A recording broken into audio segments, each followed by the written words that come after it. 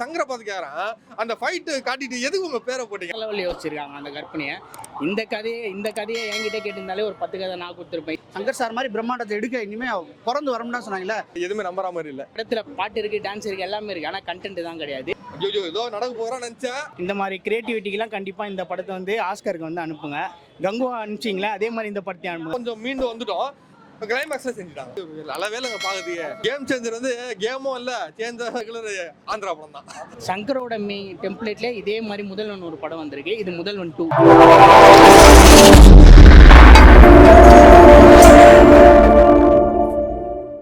Cringey logic mistake நிறைய இருக்குது. ஆனா வந்து மெசேஜ் ஸ்ட்ராங்கா இருக்குது. பட் எதுவுமே நம்புற மாதிரி இல்ல. இந்த காலகட்டத்தில் எதுவுமே நம்புற மாதிரி இல்ல. அதான் உண்மை. அததான் சொல்றேன். நான் என்ன கேக்குறேன், சங்கரை பார்த்து கேக்குறேன், அந்த ஃபைட் காட்டிட்டு எதுக்கு உங்க பேரை போட்டீங்க? அப்பயே வந்து கிரிஞ்சி ஸ்டார்ட் ஆயிடுச்சுங்க. அந்த மொமெண்டே கிரிஞ்சி ஸ்டார்ட் ஆயிடுச்சு. ஒரு நல்ல கிராண்டான சீனை ஓப்பனிங்கா கொடுத்துட்டு அதுக்கப்புறம் சங்கர்னு பேர் போட்டுதான் நான் பாராட்டியிருப்பேன். சரியான கிரிஞ்சி ஃபைட் இது. ஹெலிகாப்டர்ல வந்து கத்திய வச்சு தண்டவாளத்துல அறுத்து கை தர்றாரு. அது வந்து நம்புற மாதிரி. அதுக்கப்புறம் சங்கர்னு போடாருமா. ஐயோ ஏதோ நடக்க போறான்னு நினைச்சேன். பரவாயில்ல, செகண்ட் ஹாஃப்ல காப்பாத்தினாரு. ஃபர்ஸ்ட் ஹாஃப் நந்துச்சு, செஞ்சுட்டாங்க. செகண்ட் ஹாஃப் கொஞ்சம் மீண்டு வந்துட்டோம். கிளைமேக்ஸ்ல செஞ்சுட்டாங்க. புஷ்பால வந்து அவ்வளவு பெரிய வில்லனா பண்ணவரை பண்ணி நாசம் யாரு அந்த நம்ம புஷ்பால பண்ணிருந்தாங்க. ஆமா, அதுதான் சொதப்பு. நிறைய கேட்டு சொதப்பு தாங்க. இல்ல நல்லா பண்ணிருந்து 2 கேட்டு தான். ஒன்னு எஸ் சூர்யா மாசா பண்ணிருந்தாரு. வில்லனு கொஞ்சம் காமெடியா இருந்தாலும் அவர் பண்ண பெர்ஃபார்மன்ஸ் நல்லா இருந்தது. 2வது அஞ்சலி கேட்டு அம்மா கேட்டு சூப்பரா இருந்தது. மற்றபடி வந்து எல்லா கேட்டருமே கிரிஞ்சியா தான் இருந்தது. ஒட்டவே இல்லை, கேட்டு ரோலே ஓட்டல. அந்த மாதிரி ரொம்ப டல்லா தான் இருக்குது. இருந்தாலும் சாங்ல வந்து இதெல்லாம் சக்கலக்க பேபி சாங் மாதிரி ஒரு சாங் பண்ணிட்டாரு. நிறைய எல்லாமே சாங் சொல்றது நல்ல வேலைங்க பாக்குறீங்க. மனசுல நிக்கல, பாட்டே நிக்கல, விஷுவலும் நிக்கல. அது ஏன்னு தெரியல. ஒரு முக்கிய இதுன்னு நினைக்கிறேன். எனக்கு சத்தியமா ஒட்டவே இல்லை, பாட்டு எதுவுமே ஓட்டல. சரக்கு ஆமா, சரக்கு இல்ல. ஓப்பனிங் சாங் ஏதோ நல்லா இருக்கும்னாங்க. பட் இங்க வந்து கேட்டா செட் ஆகல, நல்லா இல்ல கேக்குது. கேம் சேஞ்சர் வந்து கேமும் இல்ல, சேஞ்சா ஏதோ நடக்கல. அதே ஆமா, சேஞ்ச் ஆகல. அதே ரெகுலர் ஆந்திரா படம் தான். ஆந்திரா படம் எல்லாத்துலயும் வந்து அதான். வில்லனும் எலெக்ஷன் கமிஷன் ஆஃபீஸரும் சண்டை போட்டுருக்காங்க. அப்படி ஒரு கற்பனை இந்த படத்தில் இருக்குது. பயங்கரமாக வேற லெவலில் யோசிச்சிருக்காங்க அந்த கற்பனையை. இந்த கதையை என்கிட்ட கேட்டிருந்தாலே ஒரு 10 கதை நான் கொடுத்துருப்பேன். இதே ஏன் கார்த்திக் சுப்ராஜ் கிட்ட கடன் வாங்கி சங்கர் எடுத்தாருன்னு தெரியல.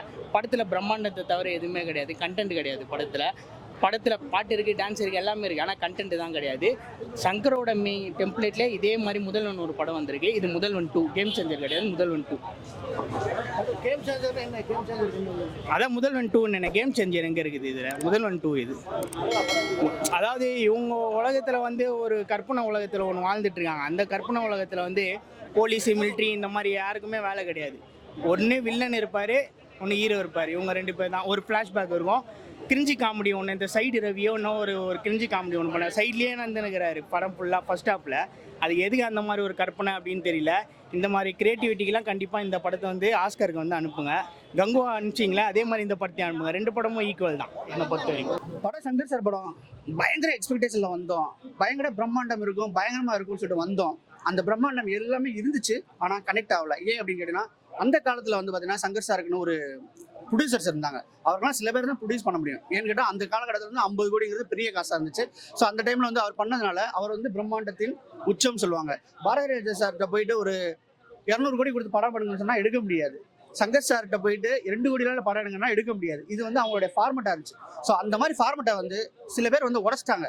சங்கர் சார் மாதிரி பிரம்மாண்டத்தை எடுக்க இனிமேல் பிறந்து வரணும்னா சொன்னாங்களே, பிறந்துட்டாங்க, வந்துட்டாங்க. யாருன்னு கேட்டீங்கன்னா லோகேஷ் கனராஜா சொல்லலாம், நெல்சன் சொல்லலாம், அடுத்து வந்து எச் வினோத் சொல்லலாம். இவங்களாம் பிரம்மாண்டத்தை பண்ணி அவங்க ஒரு கதை சொல்லும் போதே 400 கோடி நான் பண்றேன், 250 கோடி நான் பண்றேன்னு வந்ததுனால இந்த பிரம்மாண்டம் எதுவுமே எடுபடலை. சங்கர் சார் பண்ண அந்த கேம் சேஞ்சர் பிரம்மாண்டம் பண்ணல. கேம் சேஞ்சர் அந்த நேமுக்கு ஏற்ற மாதிரி பயங்கர ட்ரிக்கியா ராம் சரண் வந்து பயங்கரமா எதுவுமே செய்யாத அளவுக்கு பண்ணினாரு அப்படின்னு கேட்டோன்னா அதுவும் இல்லை. படம் வந்து ஓரளவு ஓகே படம். பொங்கலுக்கு வந்து சூப்பர் படம் நம்ம வந்து எல்லாரும் வந்து பார்க்க வேண்டாம். ஓரளவு ஆவரேஜான படம் குடும்பத்தோட பார்க்கலாம்.